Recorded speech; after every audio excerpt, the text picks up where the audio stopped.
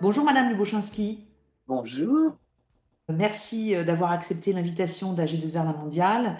Vous êtes docteur en sciences économiques, professeur à l'université Paris 2 Panthéon-Assas, où vous enseignez donc l'économie et la finance. Vous êtes également membre du Cercle des économistes et du comité scientifique de l'autorité de contrôle prudentiel et de résolution, la CPR. En 2019, vous avez publié un ouvrage intitulé Les défis imposés par la faiblesse des taux d'intérêt. Et c'est un peu le sujet de notre entretien d'aujourd'hui. Comment épargner dans un environnement de taux bas? Alors d'abord, pour commencer, il y a toujours ce trio gagnant des placements des Français qui semble inchangé, l'immobilier, le livret A, l'assurance vie. Est-ce que malgré tout, on voit poindre de nouvelles tendances en matière d'épargne? Alors, je vais tout de suite dire oui pour vous rassurer un peu, mais il faut bien avoir en tête que le comportement des individus, il évolue toujours lentement, alors, sauf bien sûr sous la contrainte, ou en finance souvent à l'aide de carottes fiscales. Alors, depuis longtemps, c'est vrai, une des caractéristiques, on va dire, de l'épargne des ménages français, c'est que leur taux d'épargne figure parmi les plus élevés au monde, hein. Ils représentent quand même 15% de leurs revenus disponibles. Pour déceler d'éventuelles nouvelles tendances en matière d'épargne, je crois qu'il faut d'abord rappeler pourquoi on épargne. Et les deux motifs d'épargne les plus importants sont un, l'épargne de précaution, et on remarque que cette épargne, elle a bondi par exemple pendant la crise sanitaire, comme elle le fait dans toute période d'incertitude. Et puis, deuxième motif, l'épargne en vue de l'acquisition d'un logement. Et rappelons ici que le patrimoine immobilier des ménages, c'est 61% de leur patrimoine total. Et c'est logique finalement, hein, on cherche d'abord à se loger. Alors ces deux motifs sont immuables. Le troisième motif qui ressort dans toutes les enquêtes, et comme vous l'avez souligné, il est lié à des préoccupations relatives à la retraite. Mais là, il y a une spécificité française. Pour cette épargne en vue de la retraite, on a les produits d'assurance vie assortis d'une fiscalité avantageuse en termes d'héritage, et du coup, ces produits apparaissent comme une sorte de substitut à l'épargne retraite.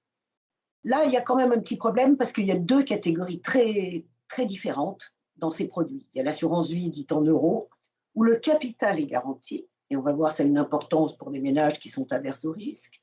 Et une deuxième catégorie, l'assurance vie en unité de compte, où là, le capital n'est pas garanti.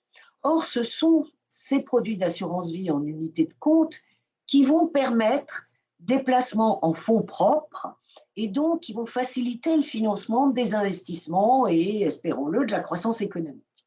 Alors, malheureusement, la part de ces derniers est très faible. Mais, on pourrait dire, heureusement, les chiffres récents qui ont été donnés par l'INSEE donnent un peu d'espoir. Les flux d'épargne en assurance vie unité de compte et en épargne retraite sont en augmentation. Donc sur les 2 dernières années, en partie grâce à des mesures incitatives des assureurs, il faut le reconnaître, on voit la part de l'assurance vie en unité de compte augmenter. Et c'est sans doute, je dirais, la tendance principale qui émerge à l'heure actuelle. Et c'est très important, je le répète, car cette épargne va servir en principe à financer les investissements, qu'ils soient publics ou privés. Et on peut avoir deux problèmes si cette épargne est insuffisante. Le premier problème, c'est que si l'épargne nationale est insuffisante, le pays va faire appel à l'épargne du reste du monde. Et donc, on accroît la dépendance vis-à-vis de l'extérieur, donc un point de fragilité pour notre économie. Puis on pourrait dire, deuxième problème, cette épargne pour financer les investissements, donc financer l'économie réelle, cette épargne doit être investie en actions, qu'elles soient cotées ou non cotées, et éventuellement en obligations. Mais il est impossible, malheureusement, de garantir un capital avec des titres en fonds propres, avec des actions. Et là, on se heurte à nouveau à l'aversion envers le risque très marquée de la part des épargnants français. Alors, je dirais, pour essayer de revenir sur les points qui émergent, ce qui est clair, c'est qu'on voit le capital investissement devenir un secteur très, très important dans le financement des économies à l'heure actuelle. Donc, ce sont des fonds spécialisés en actions non cotées, qui pour l'instant étaient réservés à des gros investisseurs, on va dire essentiellement institutionnels. Et je pense que leur accès va se démocratiser progressivement, c'est-à-dire que les ménages pourront acquérir, via leurs intermédiaires financiers, des parts dans ces fonds de capital investissement qui ont une caractéristique assez appréciable, c'est que la variabilité des prix est moindre que celle qu'on retrouve dans les fonds où il y a des actions cotées.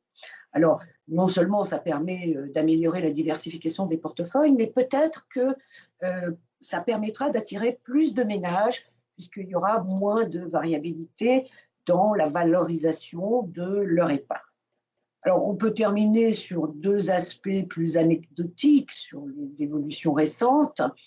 On s'est aperçu au cours des 2 dernières années qu'il y avait de nouveaux investisseurs en actions, alors des investisseurs en actions, des investisseurs directs, c'est-à-dire qu'ils vont aller eux-mêmes acheter leurs actions via leur banque, bien sûr, depuis la crise sanitaire, et un tiers ont moins de 35 ans.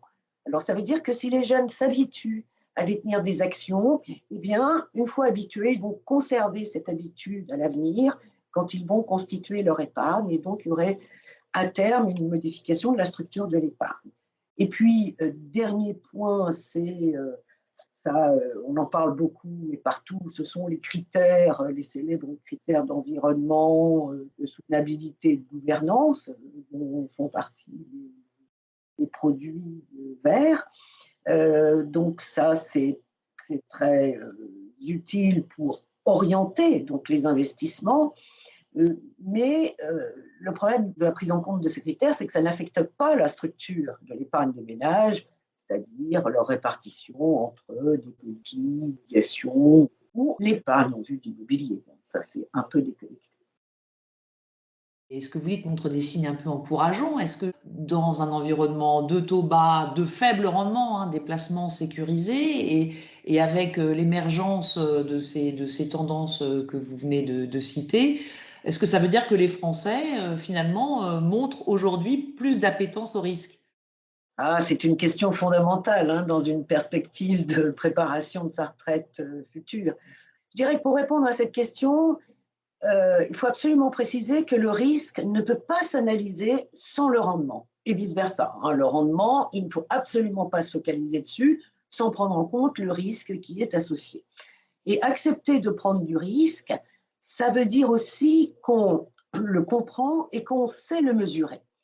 Et là encore, c'est d'autant plus important que nous sommes, comme vous l'avez souligné, dans un environnement de taux d'intérêt très faible et probablement durablement faible. Alors, les Français montrent-ils plus d'appétence au risque? On peut s'appuyer sur les enquêtes. La dernière enquête Kantar Sofia de l'année 2021 semble marquer un petit tournant. En 2020, on avait seulement un tiers des Français qui acceptaient de prendre un peu de risque. Ils sont passés à 40% en 2021, voire 50% si on se focalise sur les moins de 35 ans. Alors, donc c'est une progression, c'est un point positif, mais on pourrait se poser la question dans l'autre sens, c'est-à-dire pourquoi ces chiffres ne sont pas plus élevés.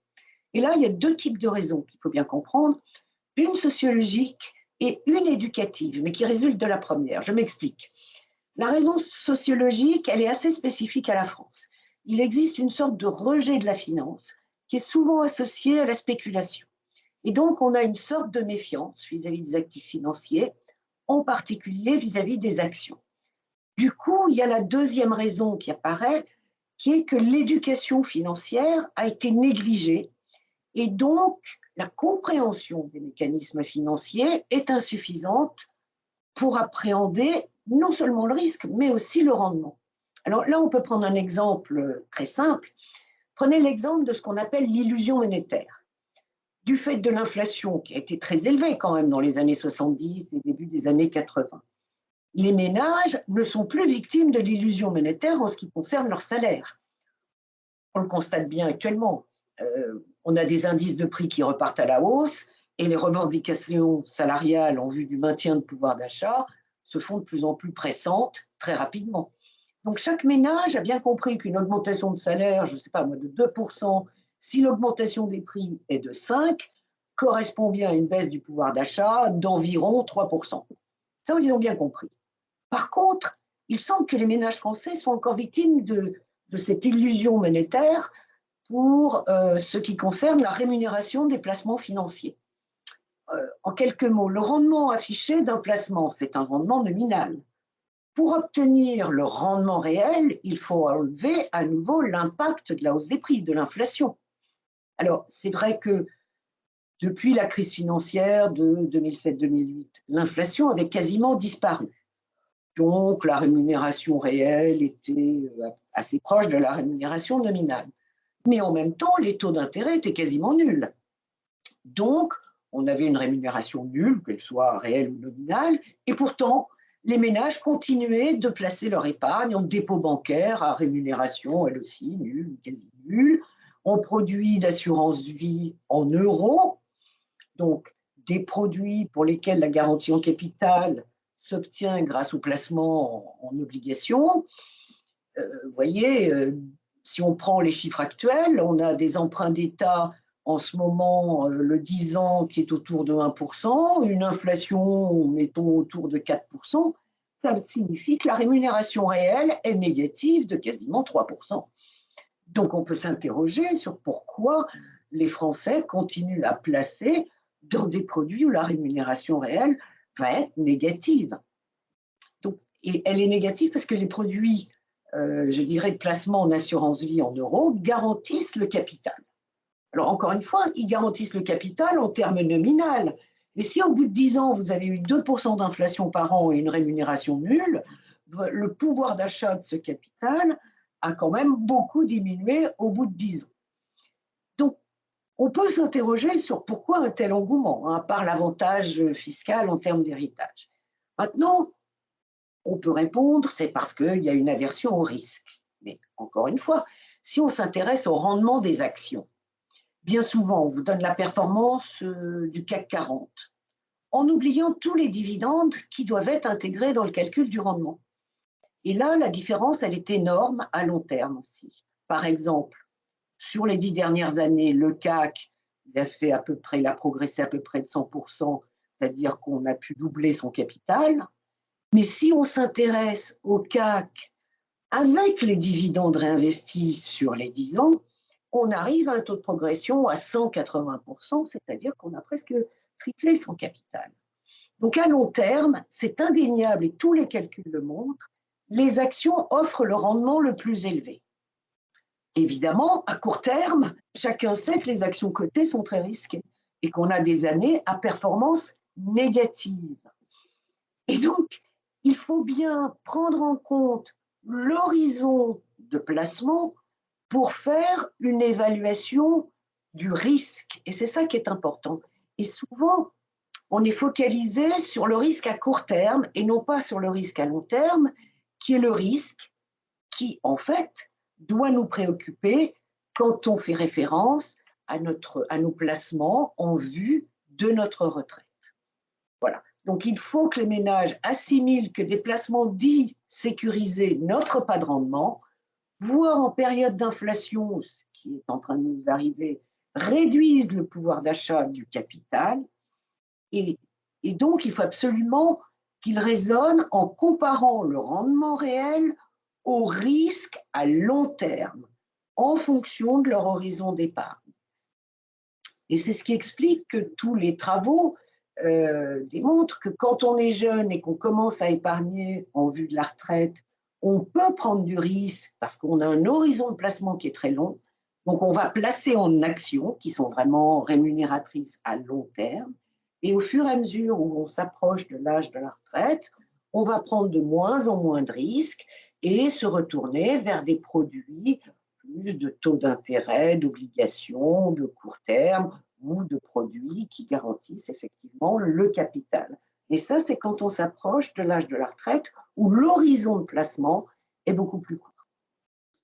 Oui, ce que vous dites est d'une logique implacable. Donc, j'espère que les auditeurs qui vous écoutent vont tout d'un coup comprendre ce que c'est que le rendement et le risque, parce que ce que vous avez dit est tout à fait juste. Bon, donc il y a un vrai problème aussi éducatif, comme vous dites. Les Français ne sont pas éduqués à l'économie, en réalité. Compte tenu de l'inquiétude des actifs sur le montant de leur future pension, est-ce que l'engouement pour les nouveaux plans d'épargne retraite créés par la loi Pacte, hein, on a vu qu'il y avait eu un peu enfin, ces produits avaient connu un vrai succès. Est-ce que cet engouement va, selon vous, se poursuivre et est-ce qu'il annonce un essor durable de la retraite par capitalisation?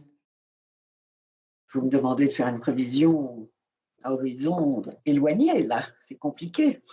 Quand on regarde l'un des objectifs de la loi Pacte, qui, je le rappelle, est rentré en vigueur en octobre 2019, l'un des objectifs était de favoriser l'affectation de l'épargne vers le financement des entreprises. Hein, donc renforcer l'attractivité de l'épargne de long terme. On voit bien qu'on essaye de résoudre les problèmes de l'épargne très liquide des Français. Alors, l'engouement qu'il y a eu envers les PER qui ont été créés par cette loi Pacte s'explique parce qu'on a réussi à conjuguer 3 avantages. Un, l'incitation fiscale que j'ai déjà mentionnée, puisqu'il y a déductibilité des versements. 2, une nouvelle possibilité de sortie anticipée pour l'achat de la résidence principale. Ça, c'est très important. Pourquoi? Parce que quand on est jeune, on épargne surtout pour acheter, pour faire un investissement immobilier. Et donc, l'épargne retraite démarre trop tard. En permettant de démarrer l'épargne sur des PER dès le plus jeune âge, dès qu'on peut, et en autorisant la sortie en cas d'achat d'un logement, c'est parfait. On arrive à attirer des investisseurs plus jeunes dans les PER. Et puis, troisième avantage, c'est la sortie au choix entre rente ou capital, voire avec un panachage possible. Alors ça, c'est une caractéristique importante aussi parce que traditionnellement, les Français n'aiment pas les sorties en rente. Ils ont toujours peur de décéder le lendemain de leur prise de retraite et donc toute leur épargne aurait disparu. Donc ils aiment bien les sorties en capital. Là, en donnant le choix et le panachage possible, on va pouvoir attirer progressivement les Français vers une sortie au moins partielle en rente. Et ces produits, grâce à ces 3 avantages, ont effectivement connu pas mal de succès puisque au bout de 2 ans, si je ne me trompe pas, on a à peu près 3,7 millions d'épargnants qui ont investi pour 45 milliards dans ces PER. Donc c'est un premier succès. Alors, c'est un premier succès. La route est encore longue. En juin 2021, certes, presque la moitié des Français ont entendu parler d'un PER, mais selon l'étude de Kantar, seulement 18% détiennent au moins un produit d'épargne retraite et encore moins, c'est-à-dire 13%, détiennent un PER individuel. Et donc encore une grande marge de manœuvre. Si l'épargne en vue de la retraite progresse, elle demeure encore, surtout en France, insuffisamment développée. Mais ça s'explique très bien. Ça s'explique très bien puisqu'on est dans un système de retraite par répartition. Donc par répartition, on a des actifs qui cotisent pour les retraités actuels. Donc, ce n'est pas la peine d'épargner, on se dit que ce n'est pas la peine d'épargner pour plus tard, puisque quand on sera à la retraite, les actifs verseront des cotisations retraite qui nous seront à notre tour reversées. Sauf que ce système, compte tenu des évolutions démographiques, n'est pas soutenable. Si on prend les chiffres de 2019, les chiffres de l'INSEE, on a 1,7 actifs qui cotisent pour un retraité. Vous voyez un peu l'effort qui est demandé à chaque actif pour un retraité. Donc ce ratio, évidemment, il dépend de facteurs démographiques tels que la population active, le taux d'emploi, le nombre de retraités, qui lui-même dépend aussi de l'âge de départ en retraite. Et on comprend tous les débats autour de l'âge du départ en retraite. C'est pour des problèmes de soutenabilité de notre système de retraite par répartition. Il est difficile de faire des projections exactes, mais ce qui est clair, c'est qu'avec le vieillissement de la population, les retraites par répartition seront de plus en plus faibles. Donc, progressivement, on va passer, c'est inéluctable, on va passer vers un système où il y aura un mélange entre retraite par répartition et retraite par capitalisation. L'idée étant qu'un minimum, un socle minimum soit garanti par une retraite par répartition, mais tout montant au-delà de ce minimum garanti devra être épargné ou issu plutôt d'une épargne retraite, donc un système par capitalisation. Les Français le comprennent bien, hein, même si on ne l'accepte pas, ils comprennent bien. Alors, évidemment, du coup, le système par capitalisation dans lequel chacun épargne pour sa propre retraite, avec pour les salariés une contribution de leur entreprise, hein, ça c'est aussi un avantage, eh bien, ce système par capitalisation va représenter une part croissante. Et les jeunes en sont bien conscients. Quand vous discutez avec les jeunes en faisant vos cours, ils sont un peu désabusés et disent « Oh ben nous, on n'aura pas de retraite ». Alors c'est excessif, bien sûr, mais ça veut dire qu'il y a une prise de conscience sur l'absolue nécessité de contribuer à sa propre retraite et donc d'avoir une épargne en vue de la retraite. Donc il faudra épargner de plus en plus tôt, et comme on épargne de plus en plus tôt, je reviens à ce que j'ai dit tout à l'heure, on peut avoir un horizon long de placement, donc on peut placer son épargne en actifs risqués, comme les actions, et puis par la suite restructurer son portefeuille. Mais c'est pour ça qu'on peut répondre à votre question, oui, il y aura un essor durable de la retraite par capitalisation, c'est inéluctable dans un contexte de vieillissement de la population, donc il faudra que chacun épargne pour sa propre retraite.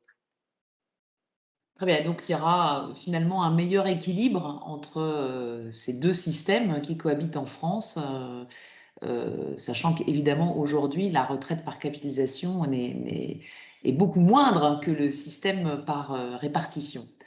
Merci en tout cas infiniment Madame Luboszinski pour tous ces éclairages. Merci beaucoup.